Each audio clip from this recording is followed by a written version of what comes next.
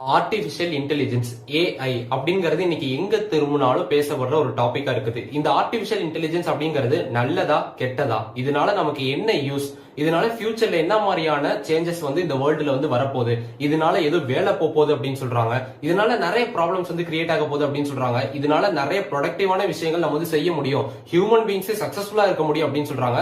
உண்மையிலே இந்த artificial intelligence அப்படிங்கிறது என்ன, வாங்க ஃபர்ஸ்ட்ல இருந்து பார்க்க ஆரம்பிப்போம். சோ இந்த ஆர்டிபிஷியல் இன்டெலிஜென்ஸ் அப்படிங்கறத எப்ப டிஸ்கவர் பண்ணிருக்காங்க அப்படின்னா 1951ல அலான் மேத்திசன் அப்படிங்கறத ஃபர்ஸ்ட் கண்டுபிடிச்சிருக்காரு. இதை எதுக்காக இன்ட்ரோடியூஸ் பண்ணிருப்பாங்கன்னு நினைக்கிறீங்க? ஆர்டிபிஷியல் இன்டெலிஜென்ஸ் அப்படிங்கிற பேருக்கு ஏத்த மாதிரியே செஸ் விளையாடுறதுக்காக இதை வந்து இன்ட்ரோடியூஸ் பண்ணிருக்காங்க. ஃபெரான்டி மார்க் 1 அப்படிங்கறதா அப்ப கண்டுபிடிச்ச ஃபர்ஸ்ட் ஆர்டிபிஷியல் இன்டெலிஜென்ஸோட பேரு. சோ இந்த ஃபெரான்டி மார்க் 1 அப்படிங்கிற மிஷினை கண்டுபிடிச்சதுக்கு அப்புறமேட்டு பல விஷயங்கள், அதாவது பல மாற்றங்களுக்கு வந்து இந்த ஆர்டிபிஷியல் இன்டெலிஜென்ஸ் அப்படிங்கிறது உண்டாயிருக்குது. பல டிகேட்ஸ் கடந்து, பல வருஷங்கள் கடந்து இன்னைக்கு வந்து சாட் ஜிபிடி ஆகும், கூகுள் மிஷின் லேர்னிங் ஆகும், இன்னைக்கு பல விஷயங்கள்ல இந்த ஆர்டிபிஷியல் இன்டெலிஜென்ஸ் அப்படிங்கிறது டெவலப் ஆகி பல அச்சீவ்மெண்ட்ஸ் வந்து பண்ணிட்டு இருக்குது. இந்த ஆர்டிபிஷியல் இன்டெலிஜென்ஸ் அப்படிங்கறதுடைய ஒரே நோக்கம் என்ன, எதுக்காக இதை வந்து டிசைன் பண்றாங்க? இன்னைக்கு ஆர்டிபிஷியல் இன்டெலிஜென்ஸ் அப்படிங்கிற கோர்ஸ் நிறைய பேர் படிக்கிறாங்க, ரொம்ப ட்ரெண்டிங்கா இருக்குது. இதுதான் வந்து ஃபியூச்சர் அப்படின்னு சொல்லிட்டு இருக்காங்க.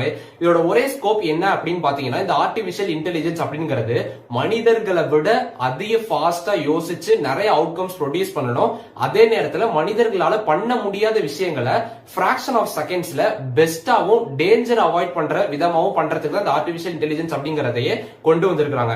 எதுக்காக அப்படின்னு பாத்தீங்கன்னா, ஸ்பேஸ் எக்ஸ்ப்ளோரேஷன், அதாவது விண்வெளிக்கு இன்னைக்கு நம்ம வந்து போறோம், விண்வெளிக்கு போய் நிறைய விஷயங்களை வந்து டிஸ்கவர் பண்ணிட்டு இருக்கிறோம். அப்படி டிஸ்கவர் பண்ணும்போது மனுஷங்களால ஒரு எக்ஸ்டென்ட்க்கு மேல போக முடியாது, பிளாக் ஹோல்குள்ள என்ன இருக்கு, சூரியனை நெருங்க முடியாது. சோ இந்த மாதிரியான விஷயங்கள் எல்லாம் வந்து ஆர்டிபிஷியல் இன்டெலிஜென்ஸ் மூலமா ரோபோட்ஸ் வச்சு நம்ம வந்து பண்ணும்போது அது வந்து ஒரு பெட்டர் ப்ராசஸா அமையும். சோ அதனாலதான் வந்து ஆர்டிபிஷியல் இன்டெலிஜென்ஸ் வந்து இன்னைக்கு வந்து இவ்வளவு எமர்ஜ் ஆகிறதுக்கு ரீசன்ஸா இருக்குது. ஸ்பேஸ் எக்ஸ்ப்ளோரேஷன் மட்டும் இல்லாம வேற என்ன மாதிரியான விஷயங்களுக்கு இதை வந்து யூஸ் பண்றாங்க அப்படின்னா, டிசீஸை டயக்னோஸ் பண்றதுக்கு, அதாவது இன்னைக்கு வந்து கேன்சரா இருக்கட்டும், கொரோனா வைரஸா இருக்கட்டும், இந்த மாதிரி நிறைய விதமான டிசீசஸ் வந்துட்டு இருக்குது, அதை கியூர் பண்றதுக்கு.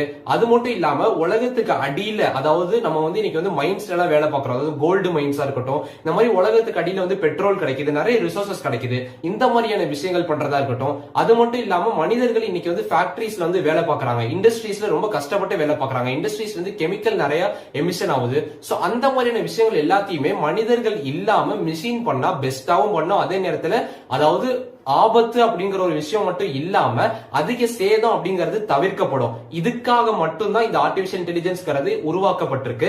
சோ இதை நோக்கிதான் இன்னைக்கு வந்து நிறைய டெவலப்மெண்ட் பண்ணிட்டு இருக்காங்க. ஆனா இப்படி டெவலப்மெண்ட் பண்ணும் போது இந்த ஆர்டிபிஷியல் இன்டெலிஜென்ஸ் அப்படிங்கறத வந்து சின்ன சின்ன விஷயங்களுக்கும் சேர்த்து ப்ரொடக்டிவா இருக்கணுங்கிறதுக்காகவும் பில்ட் பண்ண ஆரம்பிச்சிட்டாங்க. அதோட ஒரு வடிவம் தான் சாட் ஜிபிடி அப்படிங்கிறது நம்ம வந்து ஏற்கனவே பார்த்திருக்கோம். இந்த சாட் ஜிபிடி அப்படிங்கிறது நம்ம எதை கேட்டாலும் வந்து டைப் பண்ணி டெக்ஸ்ட் மூலியமா, மெசேஜ் மூலியமா நமக்கு எல்லாத்தையுமே வந்து கொடுக்குது அப்படிங்கிறது நம்ம எல்லாத்துக்குமே தெரியும். அதே மாதிரி கூகுள் மிஷின் லேர்னிங் அப்படிங்கிறது ஒன்னு இருக்குது. இந்த கூகுள் மிஷின் லேர்னிங்கோட ஒரு முக்கியமான ஒரு யூஸ், அதோட முக்கியமான டாஸ்க் என்ன அப்படின்னா, எல்லா விதமான டேட்டாஸை இது வந்து ஸ்டோர் பண்ணி வச்சுக்கிட்டு நம்ம என்ன விதமான டேட்டாஸை வந்து கலெக்ட் பண்ணணும்னு நினைக்கிறோமோ பிராக்ஷன் ஆஃப் செகண்ட்ஸ்ல கரெக்டான டேட்டாவை அனலைஸ் பண்ணி கொடுக்குது.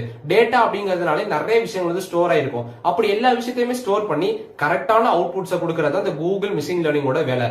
சோ இதெல்லாம் தான் இன்னைக்கு இருக்கக்கூடிய காலகட்டத்தில் இந்த ஆர்டிபிஷியல் இன்டெலிஜென்ஸ் அப்படிங்கிறது எவால்வ் ஆயிட்டு இருக்குது. அது மட்டும் இல்லாம இந்த ஆர்டிபிஷியல் இன்டெலிஜென்ஸ் அப்படிங்கிற கோர்ஸையும் வந்து நிறைய பேர் படிக்கிறாங்க. ஏன் அப்படின்னா ஃபியூச்சர்ல நிறைய ஆப்பர்ச்சுனிட்டிஸ் இருக்கும் அப்படிங்கறதுனாலயும், இந்த ஆர்டிபிஷியல் இன்டெலிஜென்ஸ் அப்படிங்கறதே ஃபியூச்சரை பேஸ் பண்ண ஒரு விஷயம் அப்படிங்கறதுனாலயும் எலான் மஸ்கா இருக்கட்டும், எலான் மஸ்க் இல்லாம சுந்தர் பிச்சையா இருக்கட்டும், இந்த மாதிரி பெரிய பெரிய சிஇஓஸ் எல்லாமே வந்து ஆர்டிபிஷியல் இன்டெலிஜென்ஸை பேஸ் பண்ணி அதை நோக்கி தான் எல்லா விதமான இன்வென்ஷன்ஸையும் கொண்டு வந்துட்டு இருக்காங்க. இந்த ஆர்டிபிஷியல் இன்டெலிஜென்ஸ் வந்ததுனால என்ன ஒரு பெரிய பிரச்சனையா இருக்கு அப்படின்னா, வேலை இல்லாம போயிருமோ அப்படின்னு எல்லாத்துக்கும் ஒரு பயம் இருக்குது.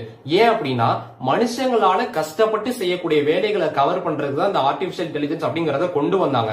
அந்த கஷ்டத்தையும் தாண்டி பெஸ்டா பிராக்ஷன் ஆஃப் செகண்ட்ஸ்ல நல்ல அவுட்கம் ப்ரொடியூஸ் பண்ணும்போது மனுஷங்களுக்கு வேலையே இல்லாம போறதுக்கு சான்ஸ் இருக்குது. ஃபார் எக்ஸாம்பிள், இன்னைக்கு வந்து ஒரு காலேஜ்ல ப்ரொஃபசர் இருக்காங்க, ஸ்கூல்ல வந்து டீச்சர் இருக்காங்க அப்படின்னா மிஷின் லேர்னிங் அப்படிங்கிறது இருக்குது.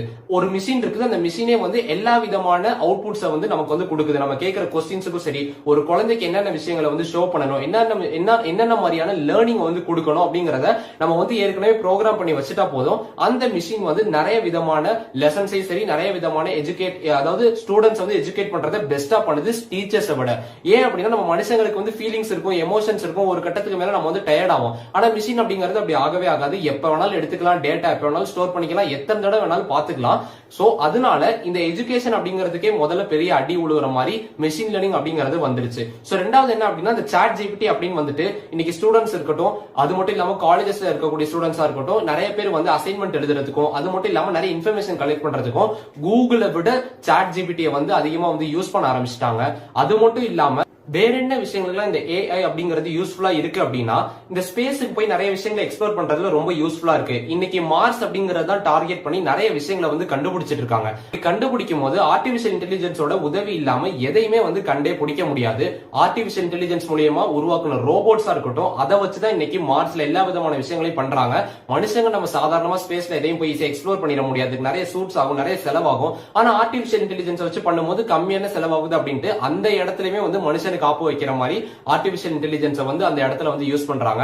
அது மட்டும் இல்லாம வேற என்னென்ன விஷயங்கள்ல இந்த ஆர்டிபிஷியல் இன்டெலிஜென்ஸ் வந்து நம்மளுடைய வேலையை வந்து பறிச்சு அது வந்து அன்எம்ப்ளாய்மெண்ட் கொடுக்க போகுது அப்படின்னா மெடிக்கல் ஃபீல்டுல ட்ரக் டயக்னோசிஸா இருக்கட்டும், அதாவது மெடிசன் மருந்துகள் உருவாக்குறது, மருந்துகள் ப்ரொடியூஸ் பண்றது, அது மட்டும் இல்லாம டிசீஸை கியூர் பண்றது அப்படின்னு இந்த மாதிரி எல்லா விஷயத்தையும் ஆர்டிபிஷியல் இன்டெலிஜென்ஸே பண்ற மாதிரி ப்ரோக்ராம் பண்ண முடியும்.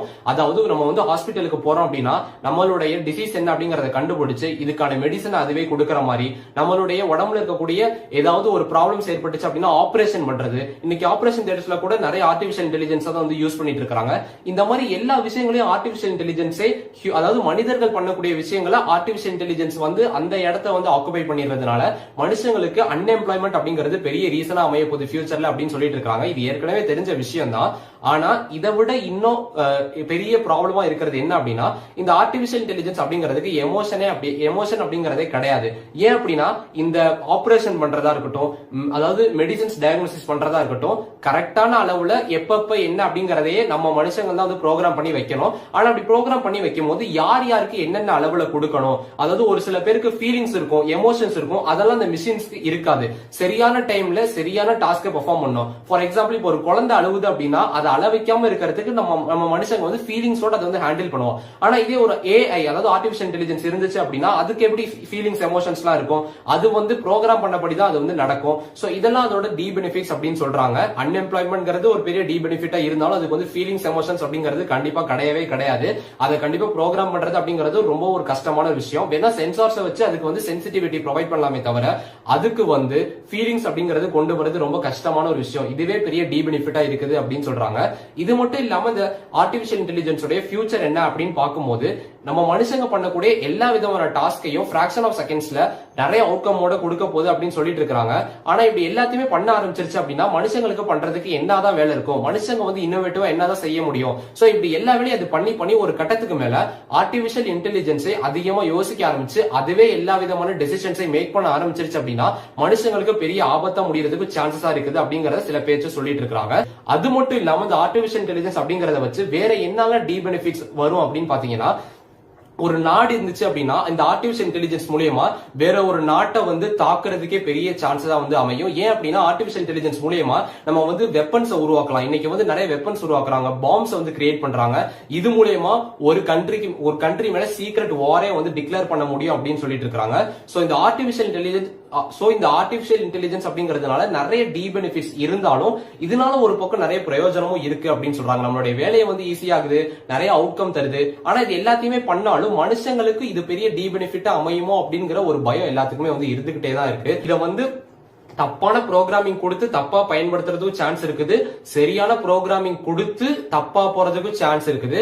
சோ அதனால இந்த ஆர்டிபிஷியல் இன்டெலிஜென்ஸ் அப்படிங்கறதுடைய பெனிஃபிட்ஸா இருக்கட்டும், டி பெனிஃபிட்ஸா இருக்கட்டும், இந்த மாதிரி விஷயங்கள் தான் இப்போ கரண்ட்ல வந்து எல்லாரும் பேசிட்டு இருக்காங்க, பயங்கரமா எவால்வேட் இருக்குது. இந்த ஆர்டிபிஷியல் இன்டெலிஜென்ஸ் அப்படிங்கிறது ஹியூமன் பீயிங்ஸுக்கு நல்லதுன்னு ஒரு பக்கம் பார்த்தாலும் நிறைய இருக்குது, கெட்டதுன்னு ஒரு பக்கம் பார்த்தாலும் நிறைய இருக்குது. பட் ஆனா அதை நம்ம வந்து கரெக்டா ஆக்சஸ் பண்ண தெரிஞ்சா அது வந்து நல்லது. ஆனா அளவுக்கு மீறி போகும்போது அது கண்டிப்பா ஒரு பெரிய ஆபத்தா மாறதுக்கு சான்ஸ் இருக்குது. ஏன் அப்படின்னு கேட்டீங்கன்னா இன்னைக்கு போன்ல வந்து 70% ஆஃப் த விஷயம் தேவையில்லாத கெட்ட விஷயங்களும் நிறைய ஸ்கேம்ஸ் தான் நடந்துட்டு இருக்குது அப்படின்னு சொல்றாங்க. 70% ஆஃப் த விஷயம் போன்லயே அப்படின்னா ஆர்டிபிஷியல் இன்டெலிஜென்ஸ் அப்படிங்கறது எல்லாருக்கும் ஆக்சஸ் பண்ண முடிஞ்சது அப்படின்னா என்ன மாதிரியான விஷயங்கள் நடக்கும்னு நினைச்சு கூட பார்க்க முடியல. சோ இந்த ஆர்டிபிஷியல் இன்டெலிஜென்ஸ் அப்படிங்கிற கோர்ஸை நீங்க நிறைய பேர் எடுத்து படிச்சிட்டு இருக்காங்க. சோ இதோட ஃபியூச்சர் அப்படிங்கிறது ரொம்ப பயங்கரமா எவால்வ் ஆயிட்டு இருக்குது. இதோட அவுட்கம் என்னவா இருக்க போகுது அப்படிங்கறத நம்ம பொறுத்து இருந்து தான் பார்க்கணும். சோ இந்த ஆர்டிபிஷியல் இன்டெலிஜென்ஸ் அப்படிங்கிறது வந்து என்ன மாதிரியான ப்ரெடிக்ஷன்ஸ் உருவாக்கும் நீங்க நினைக்கிறீங்க அப்படிங்கறத கமெண்ட்ல லீவ் பண்ணுங்க. இந்த மாதிரி நிறைய இன்ஃபர்மேஷன் தெரிஞ்சுக்கணும் அப்படின்னா குருஜி சேனலை சப்ஸ்கிரைப் பண்ண மறக்காதீங்க. தேங்க்ஸ் ஃபார் வாட்சிங்.